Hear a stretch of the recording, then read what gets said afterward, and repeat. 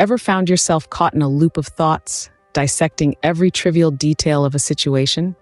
You might be an overthinker. Overthinking, a common trait that many of us share, can often lead us down a rabbit hole of endless possibilities and what-if scenarios. It's like a mental merry-go-round that just doesn't stop spinning. But did you know that overthinking can also lead to anxiety and stress? It's true. The more we ruminate, the more our mind spirals out of control, leaving us feeling overwhelmed and anxious. Now, you might be wondering why we overthink in the first place. Well, our brain, in its constant effort to protect us, uses overthinking as a defense mechanism. It prepares us for potential threats by playing out every possible outcome. So overthinking is not just a bad habit, it's a complex psychological phenomenon that can have serious implications on our mental health. But what goes on in the mind of an overthinker?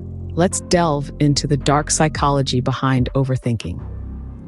When we talk about overthinking, we're really talking about cognitive processes taking place in the prefrontal cortex. This part of the brain is like our personal command center, responsible for decision-making and problem-solving. Now imagine that command center going into overdrive, working overtime to consider every possible scenario, every potential outcome. Overthinkers often engage in something called catastrophizing. It's as ominous as it sounds. They imagine the worst possible outcomes, spiraling into a vortex of negative thoughts. And here's the twist. Sometimes these gloomy predictions do come true. This can reinforce the behavior, making overthinkers believe that their excessive thinking is actually beneficial. However, overthinking can also be a self-fulfilling prophecy.